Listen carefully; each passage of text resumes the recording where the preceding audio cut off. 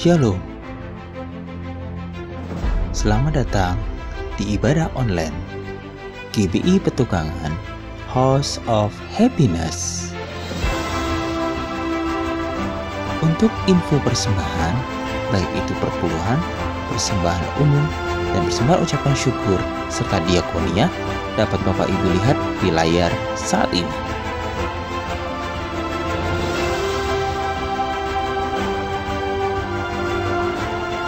Untuk tertib administrasi, bukti persembahan mohon difoto lalu dikirimkan melalui WhatsApp ke nomor 0822 9900 8683. Akhirnya, kami mengucapkan selamat beribadah. Tuhan Yesus memberkati.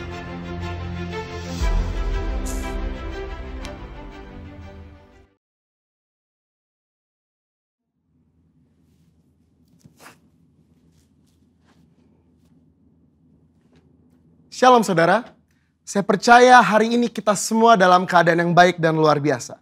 Dalam edisi Voice of Pentecost kali ini, kita akan membahas 5 makna kenaikan Tuhan Yesus. Kenaikan Tuhan Yesus ke sorga adalah salah satu dari 5 tonggak iman kekristenan yang selalu diperingati oleh setiap orang percaya di seluruh dunia. Kelima hal tersebut adalah kelahiran Kristus, kematian Kristus, kebangkitan Kristus, kenaikan Kristus, dan pencurahan Roh Kudus. Kelima peristiwa tersebut bukan sekedar cerita, melainkan sejarah yang sudah dan benar-benar terjadi, yang merupakan bagian dari rencana dan kehendak Tuhan atas dunia agar semua manusia boleh mengalami kasih, pemulihan, dan keselamatan. Hari ini kita akan melihat kebenaran-kebenaran utama tentang kenaikan Tuhan Yesus ke sorga. Yang pertama, menyatakan kesempurnaan pekerjaan dan karya penebusannya di muka bumi. Kenaikan Tuhan Yesus menandai bahwa ia telah menyelesaikan dengan sempurna tugas yang diberikan oleh Bapa untuk turun ke dunia dan menjadi sama dengan manusia, untuk menebus dan menyelamatkan umat manusia yang telah jatuh dalam dosa. Banyak orang menganggap iman Kristen itu bodoh karena menjadikan manusia sebagai Tuhan. Tetapi iman Kristen tidak seperti itu. Karena iman Kristen percaya bahwa Yesus adalah Tuhan. Dia datang berinkarnasi menjadi manusia, lalu setelah kebangkitannya, dia kembali kepada kemuliaan keilahiannya. Yang kedua, menyediakan tempat yang kekal bagi orang percaya. Yohanes 14 ayat 2 mengatakan kenaikan Tuhan Yesus ke sorga adalah bukti bahwa sorga itu nyata dan bukan hanya sekedar fiktif belaka. Tuhan sudah menyediakan tempat bagi kita di sorga. Tetapi perlu dicatat bahwa tidak semua orang di dunia ini bisa masuk sorga. Hanya mereka yang sungguh-sungguh percaya, hidup kudus, dan menaati firman-Nya yang akan masuk sorga. Yang ketiga, menjadi imam besar, agung, dan pengantara bagi perjanjian yang baru. Di dalam Ibrani 4 ayat 14-16, Ibrani 7 ayat 25, dan Ibrani 9 ayat 15 menunjukkan betapa sempurnanya kasih, pengorbanan, dan anugerah Tuhan atas hidup kita sebagai orang percaya. Alkitab menyatakan bahwa di sorga kita memiliki imam besar agung yang senantiasa mendengar doa dan permohonan kita.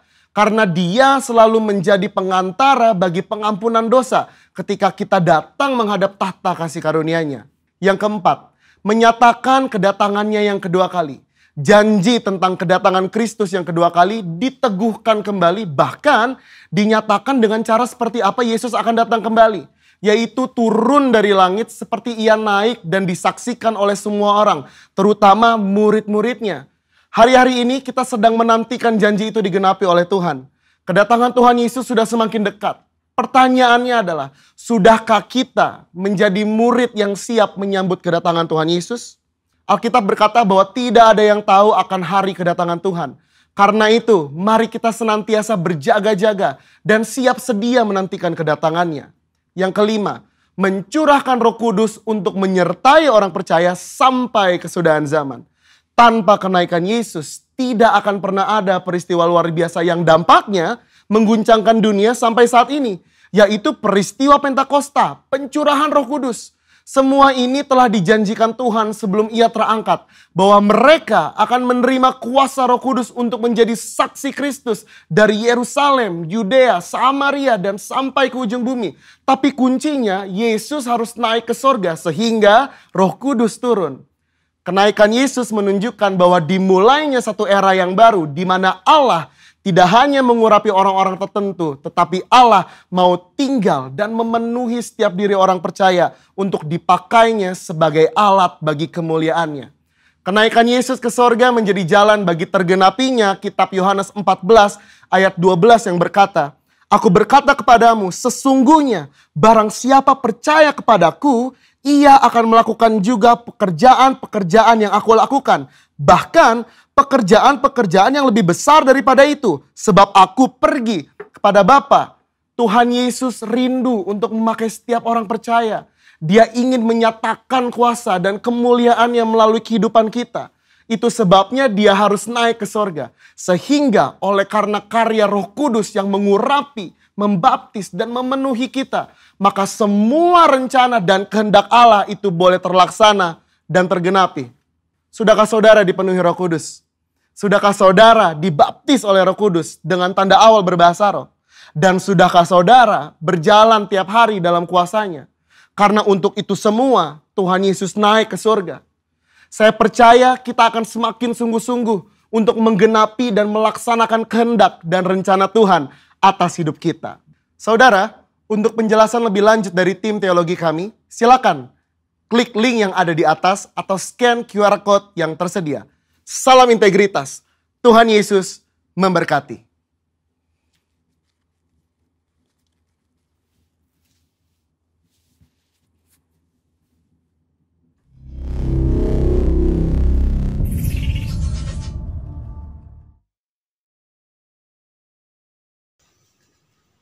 Apa yang dimaksud dengan Pentakosta ketiga? 1. Pentakosta ketiga adalah pencurahan Roh Kudus yang dahsyat di zaman ini, melebihi yang terjadi di Azusa Street. Kedua, Pentakosta ketiga akan mengakibatkan penuaian jiwa yang terbesar dan yang terakhir sebelum Tuhan Yesus datang kembali. Ketiga, Pentakosta ketiga akan membangkitkan generasi Yeremia, yaitu anak-anak muda yang dipenuhi Roh Kudus, cinta mati-matian kepada Tuhan Yesus, tidak kompromi terhadap dosa, dan akan bergerak untuk memenangkan jiwa. Keempat, Pentakosta ketiga lahir di Indonesia dan bergerak ke bangsa-bangsa. Gerakan ini dari timur ke barat dan akan kembali ke Yerusalem. Kelima, Pentakosta ketiga akan memberikan kuasa untuk menyelesaikan amanat agung, dan setelah itu Tuhan Yesus datang kembali.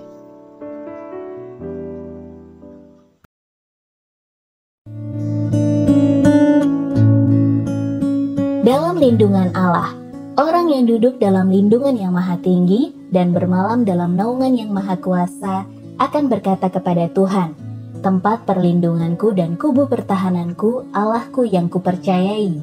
Sungguh, dialah yang akan melepaskan engkau dari jerat penangkap burung, dari penyakit sampar yang busuk. Dengan kepaknya ia akan menudungi engkau, di bawah sayapnya engkau akan berlindung. Kesetiaannya ialah perisai dan pagar tembok. Engkau tak usah takut terhadap kedahsyatan malam, terhadap panah yang terbang di waktu siang, terhadap penyakit sampar yang berjalan di dalam gelap, terhadap penyakit menular yang mengamuk di waktu petang. Walau 1.000 orang rebah di sisimu dan 10.000 di sebelah kananmu, tetapi itu tidak akan menimpamu. Engkau hanya menontonnya dengan matamu sendiri dan melihat pembalasan terhadap orang-orang fasik. Sebab Tuhan ialah tempat perlindunganmu, yang maha tinggi telah kau buat tempat perteduhanmu. Malapetaka tidak akan menimpa kamu, dan tulah tidak akan mendekat kepada kemahmu. Sebab malaikat-malaikatnya akan diperintahkannya kepadamu untuk menjaga engkau di segala jalanmu. Mereka akan menatang engkau di atas tangannya, supaya kakimu jangan terantuk kepada batu. Singa dan ular tedung akan kau langkahi, engkau akan menginjak anak singa dan ular naga. Sungguh hatinya melekat kepadaku, maka aku akan meluputkannya. Aku akan membentenginya, sebab ia mengenal namaku. Bila ia berseru kepadaku, aku akan menjawab. Aku akan menyertai dia dalam kesesakan, aku akan meluputkannya dan memuliakannya. Dengan panjang umur akan kukenyangkan dia, dan akan kuperlihatkan kepadanya keselamatan daripadaku.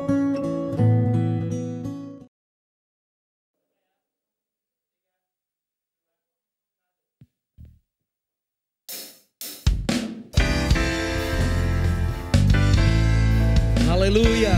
Mari kita memuji nama Tuhan yang luar biasa, sebab pujian dan kemuliaan hanya bagi nama Tuhan di tempat yang maha tinggi. Mari kita bertepuk tangan semua bersama-sama.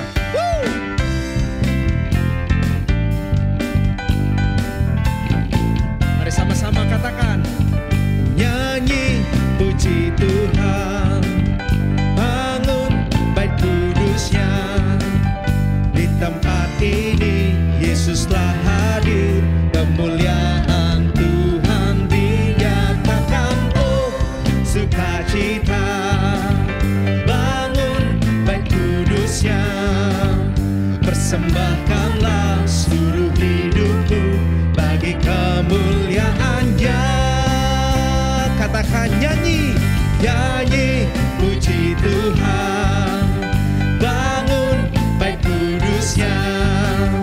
Di tempat ini Yesus telah hadir, kemuliaan Tuhan dinyatakan. Oh, sukacita, bangun bait kudusnya. Persembahkanlah seluruh hidupmu bagi kemuliaan-Nya. Anugerahnya bagiku, kasih-Nya dicurahkan. Sambutlah Dia, Juru Selamat. Bersoraklah, nyanyi puji Tuhan. Amin. Bangun bait kudusnya. Di tempat ini Yesus telah hadir, kemuliaan Tuhan dinyatakan. Oh, sukacita,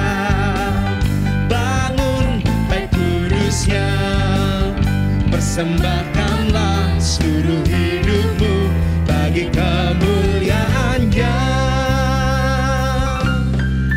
Anugerahnya bagiku, kasih-Nya dicurahkan.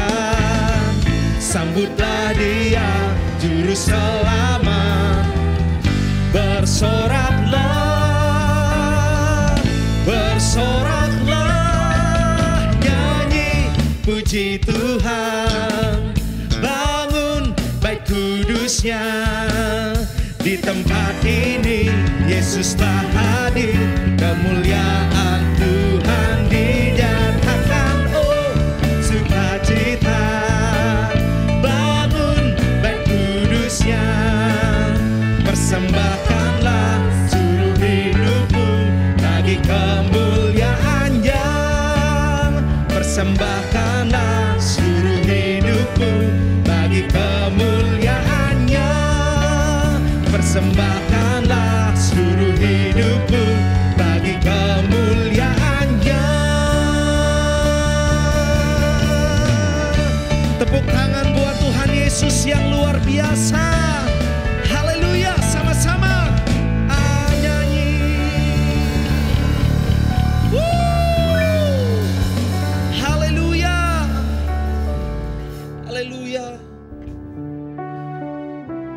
Haleluya Tuhan, kami terus mau menyembah-Mu, kami terus mau meninggikan nama-Mu. Oh ralawa-ralawaya syandara-ralabaralabaya ralabaya ira ralabaralabaralabaya ralabaya ralabaya syandara-ralabaya ralabaya syandara. Mari kita sembah Tuhan Yesus. Iraralabaya syandaralabaralabu indaralabaya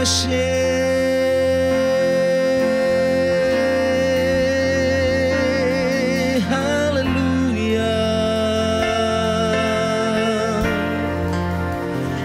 dari setiap tempat di mana engkau berada pada hari ini, sembah Tuhan.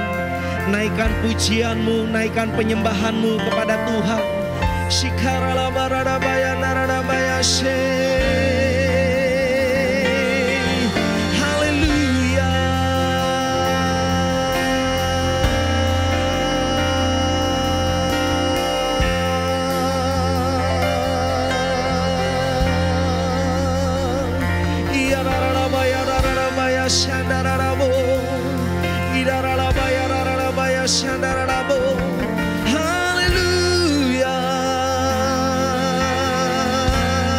Yesus, kami sembah Kau. Yesus, kami tinggikan nama-Mu. Yesus, kami agungkan Engkau ya Tuhan.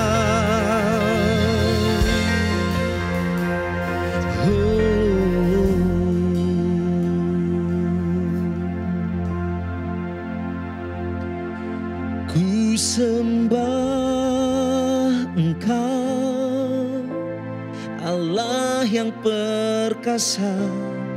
Ku sanjung tinggi nama-Mu di hidupku Tuhan. Tiada yang lain, hanya Kau satu di hatiku. Ku sembah Engkau, Allah yang perkasa. Ku sanjung tinggi nama-Mu di hidupku Tuhan. Tiada yang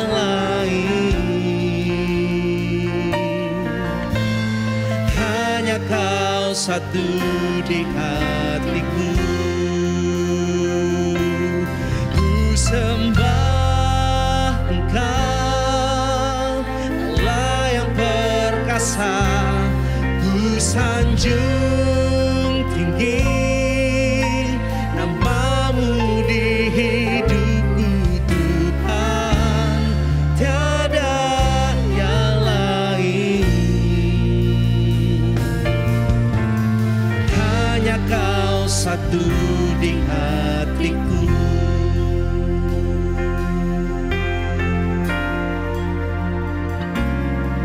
Selain Kau tiada yang lain, hanya Kau milikku di surga. Sekalipun dagingku lenyap, hatiku lelah tak berdaya.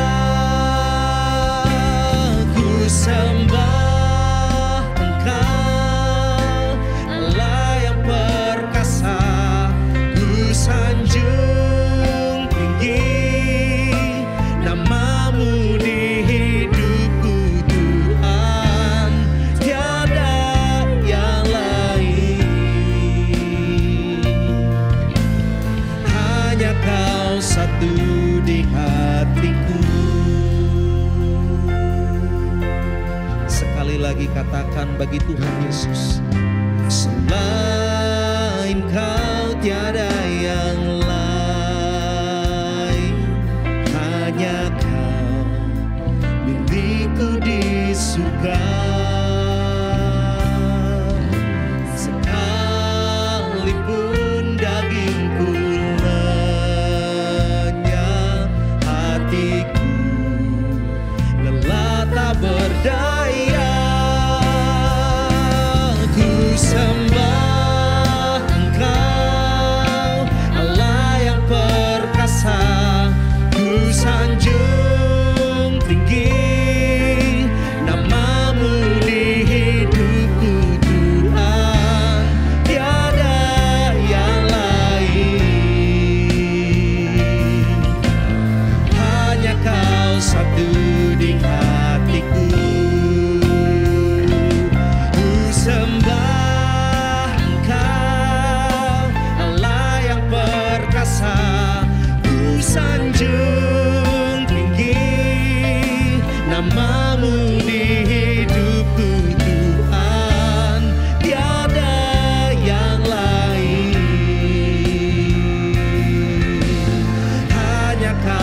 satu di hatiku.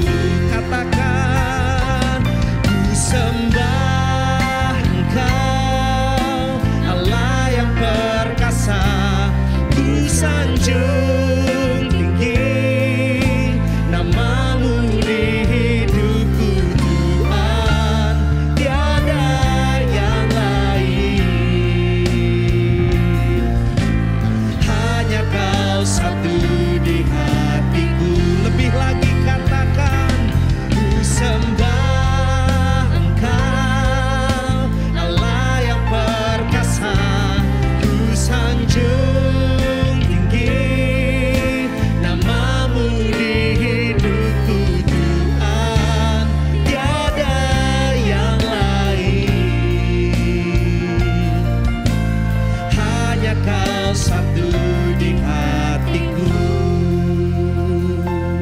Ku sembah Engkau, Allah yang perkasa. Ku sanjung tinggi namamu di hidupku Tuhan, tiada yang lain. Hanya Kau satu di hatiku. Ku sembah, ku sembah Engkau, Allah yang perkasa. Ku sanjung tinggi namamu di hidupku Tuhan, tiada yang lain. Hanya Kau satu di hatiku. Tuhan, tiada yang lain. Hanya Kau satu di hatiku. Tuhan, tiada yang lain. Hanya Kau satu di hatiku.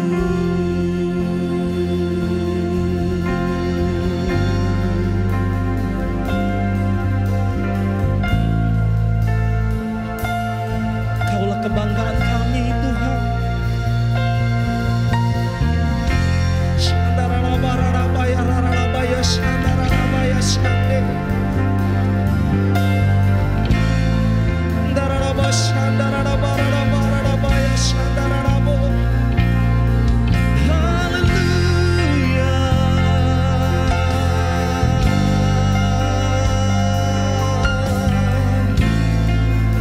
Mari hari-hari ini kita terus sembah Tuhan dengan hati yang rindu, hati yang lapar akan Tuhan. Sembah Dia. Hinamaya syadaralabo, hinamaya syadaralabo. Haleluya, haleluya.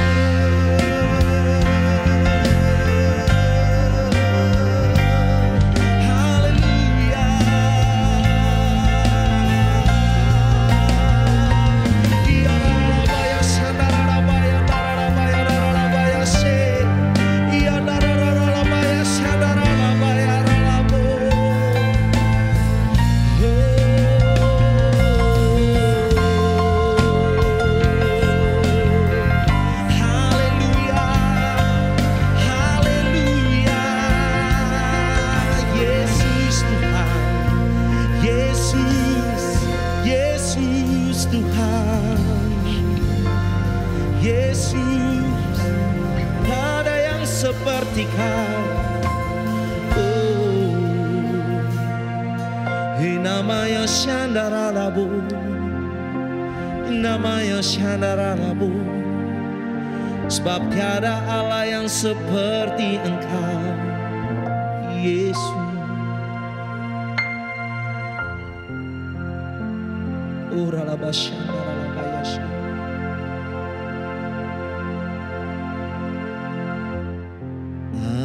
I love you, Lord, and I lift my voice to worship you, oh my soul, rejoice, take joy, my King,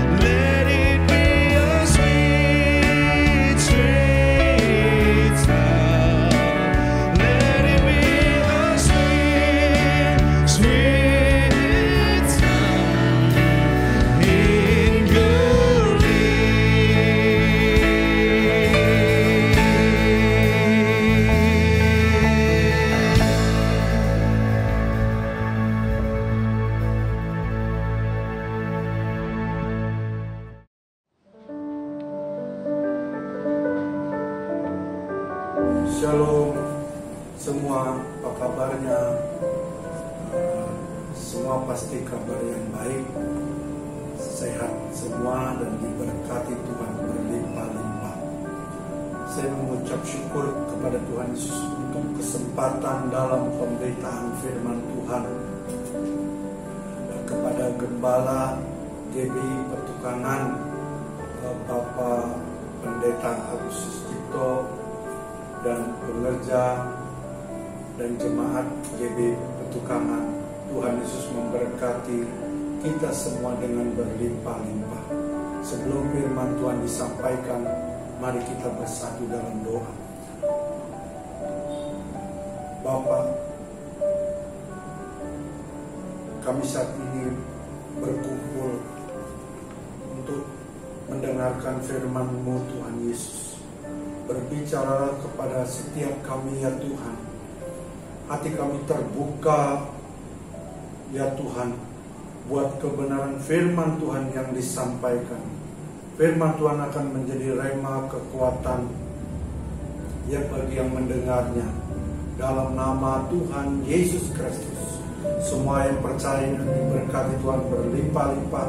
Mari sama-sama katakan amin. Saudara-saudara dikasih Tuhan Yesus, firman Tuhan yang akan saya sampaikan dengan judul karakter saudara yang dikasih Tuhan Yesus. Karakter adalah sifat seseorang saudara. Sikap perilaku Anda menunjukkan siapa Anda sesungguhnya atau siapa Anda sebenarnya.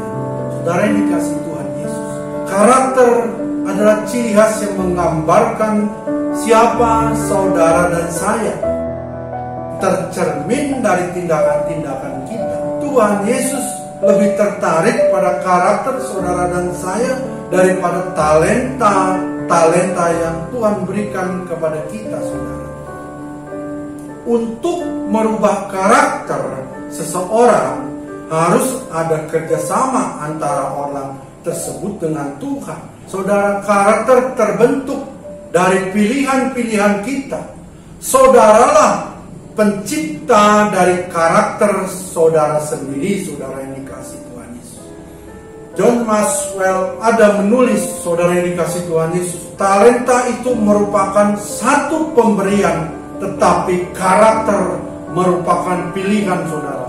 Berarti betapa pentingnya karakter saudara yang dikasih Tuhan Yesus. Ingat, saudara dan saya sudah dibeli dengan darah yang mahal dan menjadi milik Kristus, saudara. Sudah seharusnya karakter saudara dan saya seperti karakter Kristus, saudara. Karakter kita menunjukkan siapa kita sebenarnya. Karakter kita bisa juga menunjukkan siapa Tuhan kita sesungguhnya dalam kehidupan orang tersebut, saudara yang dikasih Tuhan.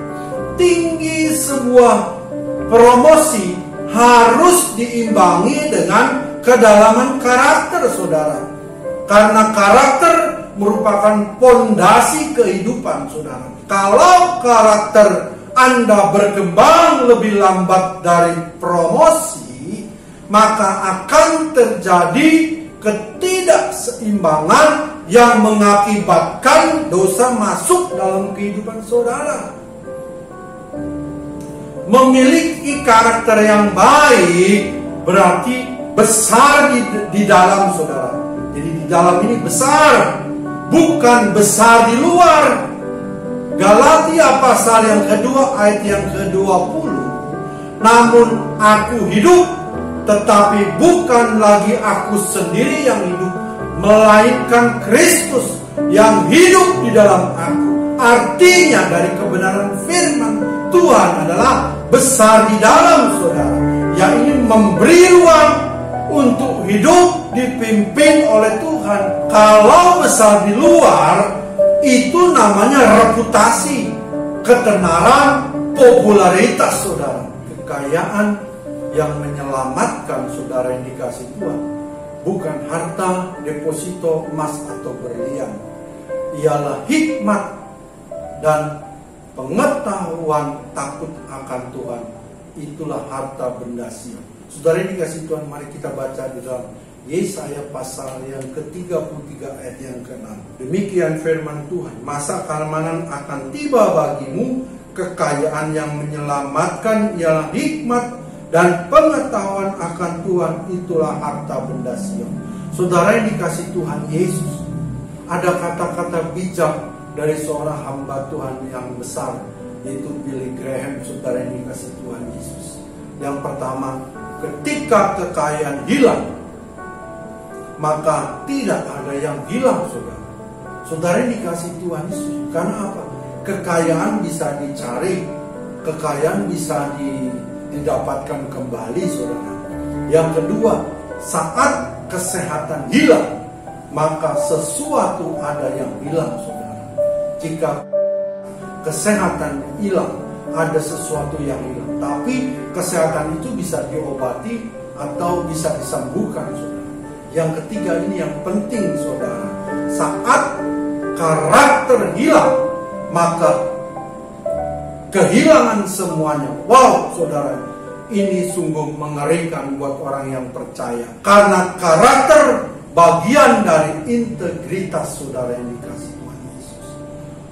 Kalau orang percaya memiliki karakter yang baik atau karakter Kristus, saudara, sudah pasti orang tersebut hidup lebih berhikmat. Sudah pasti orang tersebut hidup lebih bijak, saudara. Hikmat adalah sesuatu yang kita tidak bisa beli, karena hikmat tidak ada di toko, di swalayan, bahkan ataupun di supermarket. Hikmat juga tidak bisa dipelajari, karena hikmat tidak ada sekolahnya, karena hikmat tidak ada fakultasnya, saudara. Yang ada fakultas kedokteran, fakultas hukum, fakultas ekonomi. Untuk mendapatkan hikmat, saudara yang dikasih Tuhan Yesus, saudara dan saya harus belajar kepada yang mempunyai hikmat. Siapa pemilik hikmat? Yaitu Tuhan Yesus. Dikatakan tadi, bagaimana caranya untuk mendapatkan hikmat? Kita harus berdoa untuk minta hikmat, saudara. Kita baca di dalam Amsal pasal yang ke-8 ayat 1-3. Perikopnya wacanan hikmat. Bukankah hikmat berseru-seru dan kepandaian memperdengarkan suaranya? Di atas tempat-tempat yang tinggi, di tepi jalan, di persimpangan jalan, di sanalah ia berdiri, saudara. Di samping pintu-pintu gerbang di depan kota, jalan masuk ia berseru-seru dengan nyanyi. Saudara yang dikasih Tuhan, saat ini kalau saya mengajarkan hikmat kepada saudara, maka saudara belajar hikmat yang dari manusia, saudara.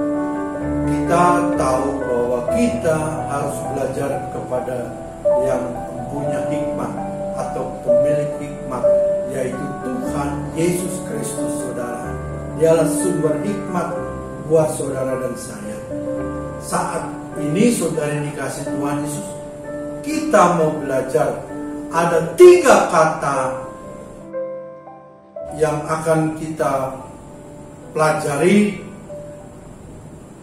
Yang pertama adalah kata bijak, saudara. Yang kedua kata hikmat. Yang ketiga kata bijaksana, saudara yang dikasih Tuhan. Kita mau belajar dari kata yang pertama, yaitu kata bijak, saudara yang dikasih Tuhan Yesus. Seberapa sering kita mendengar orang ngomong atau berkata seperti ini, kamu jangan gitu dong, kamu gak bijak sih, karena gak ada yang ngasih tahu sih, karena gue gak ada yang ngajarin sih. Benarkah statement-statement itu, saudara yang dikasih Tuhan Yesus? Jadi untuk menjadi bijak, dimulai dengan satu keputusan, meninggalkan kebodohan. Tinggalkan kebodohan untuk menjadi bijak, saudara ini. Kita baca di dalam Amsal pasal yang ke-9 ayat yang ke-6, saudara. Demikian firman Tuhan. Buanglah kebodohan, maka kamu akan hidup. dan ikutilah jalan pengertiannya. Jadi buang kebodohan, kamu akan bertemu dengan hidup. Siapakah itu hidup, saudara yang dikasih Tuhan Yesus? Kalau engkau buang kebodohan, engkau akan bertemu hidup. Yesus berkata, akulah jalan dan kebenaran dan hidup. Yohanes pasal yang ke-14 ayat yang dari bodoh menjadi bijak. Saudara yang dikasih Tuhan Yesus, seandainya orang bijak adalah orang bodoh yang mau diajar, saudara. Jadi Amsal pasal 9 ayat 7 sampai 9. Demikian firman Tuhan. Siapa mendidik seorang pencemooh, mendatangkan cemooh kepada dirinya sendiri. Dan siapa mengecam orang fasik mendapat celah. Janganlah mengecam orang pencemooh, supaya engkau jangan dibencinya. Pencemooh, kecamlah orang bijak, maka engkau akan dikasihi. Berilah orang bijak nasihat, maka ia akan menjadi lebih bijak. Ajarilah orang benar, maka pengetahuannya akan bertambah. Saudara yang dikasih Tuhan Yesus, siapa mendidik seorang pencemooh mendatangkan cemooh? Kalau pencemooh diajar, sudah pasti mendatangkan cemooh. Karena cemooh tidak mengambil keputusan untuk meninggalkan kebodohan, saudara yang dikasih Tuhan Yesus. Kalau engkau mengecam orang fasik, dia pasti mencela. Jadi kalau orang bodoh dididik, dia pasti berkata, tahu apa sih lu? Lu masuk tahu. Membuang kebodohan adalah berubah pola pikir, maka kamu akan bertemu hidup. Hidup itu adalah Yesus, saudara yang dikasih Tuhan Yesus. Bertobat adalah berubah pola pikirnya, jadi orang bodoh menjadi bijak. Untuk menjadi bijak bukan masalah diajar atau nggak diajar. Keputusan meninggalkan kebodohan untuk menjadi bijak. Perkara orang bijak yang masih pengetahuan masih kurang atau pengetahuannya masih sedikit, saudara yang dikasih Tuhan, maka orang tersebut akan terbatas. Dengan tidak mau belajar atau menambah ilmu, keberhasilan juga terbatas, saudara yang dikasih. Padahal hidup orang tersebut masih bisa berkembang terus. Jadi saudara yang dikasih Tuhan, pada waktu orang tersebut dari bodoh, dia buang kebodohan untuk menjadi bijak, pengetahuannya masih terbatas. Dia harus banyak belajar untuk menambah ilmu sehingga keberhasilan tidak terbatas. Karena orang tersebut masih bisa berkembang terus, saudara. Saudara yang dikasih Tuhan Yesus, kita mau belajar dari kata yang kedua, yaitu hikmat. Hikmat tinggal di dalam pikiran. Untuk mengetahui orang berhikmat atau tidak berhikmat, adakah dia berhikmat atau tidak berhikmat? Jadi kita lihat dari perumpamaan pohon, saudara. Ya pohon apa, jeruk ataupun bisa diartikan buah yang lain. Jadi buahnya dimakan, tahu rasa buah jeruknya, saudara. Buah jeruknya besar-besar, berbuah selalu pada musimnya. Orang itu berhikmat. Kita bisa lihat, saudara yang dikasih Tuhan. Hikmat yaitu kita lihat dari perkataannya, saudara. Orang itu berhikmat atau tidak, kita lihat dari yang pertama, perkataannya, saudara. Perkataannya yang dikeluarkan itu perkataan sia-sia atau perkataan yang membangun, saudara. Kita akan melihat orang tersebut berhikmat atau tidak. Kedua, perbuatannya, saudara. Apa yang dia lakukannya, apa yang dia perbuat, saudara. Saudara akan melihat orang tersebut berhikmat. Kedua, tulisannya, saudara. Saudara yang dikasih Tuhan Yesus, di Twitter, di Facebook, dan lain sebagainya, saudara. Saudara akan melihat orang tersebut berhikmat atau tidak, saudara. Setelah itu, saudara, kita belajar kata dari yang ketiga, yaitu kata bijaksana, saudara. Saudara yang dikasih Tuhan Yesus, kita tadi sudah belajar dari kata bijak, kata hikmat, yang terakhir adalah kata bijaksana. Orang yang bijaksana adalah orang yang mampu melihat sesuatu, menimbang keadaan, dan meresponi dengan baik dan benar.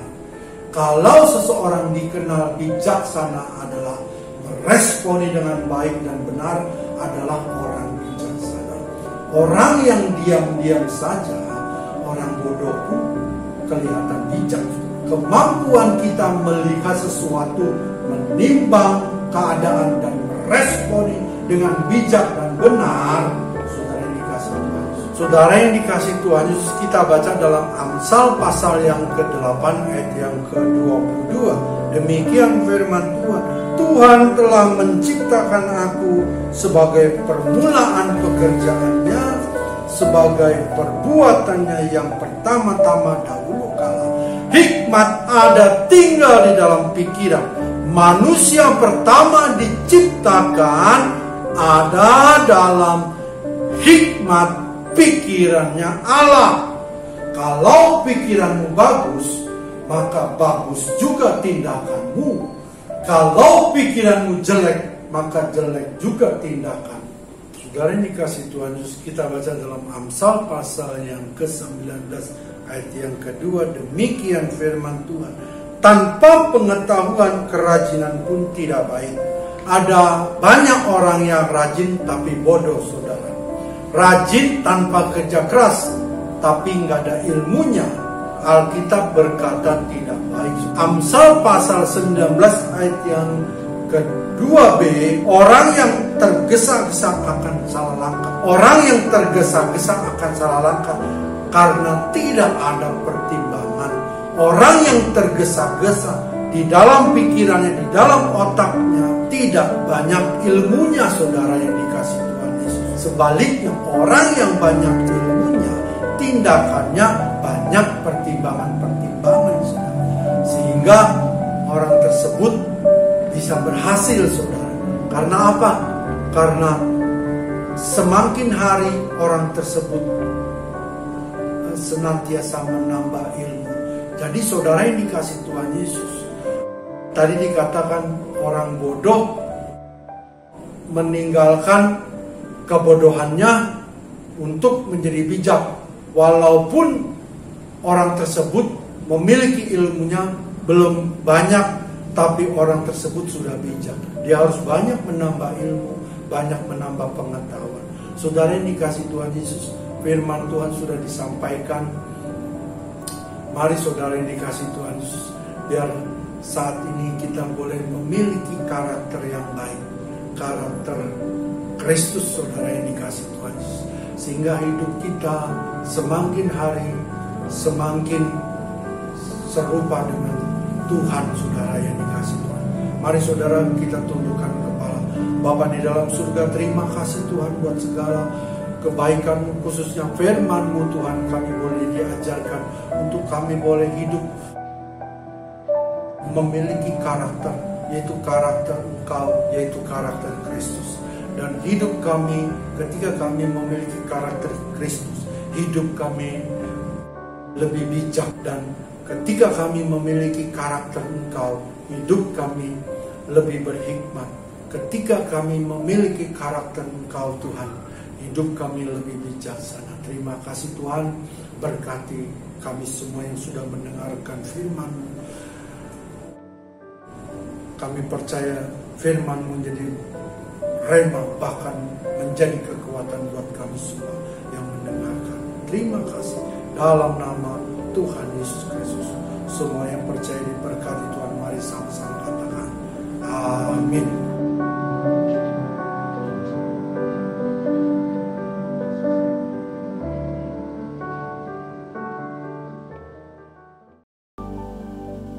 Sekarang terimalah berkat Tuhan, kasih karunia yang berlimpah-limpah daripada Allah Bapa dalam Anak yang tunggal Yesus Kristus, persekutuan yang manis dengan Roh Kudus menyertai sekalian mulai hari ini sampai Tuhan Yesus datang menjemput kita di awan-awan dan bahkan sampai selama-lamanya. Yang percaya bersama-sama katakan amin.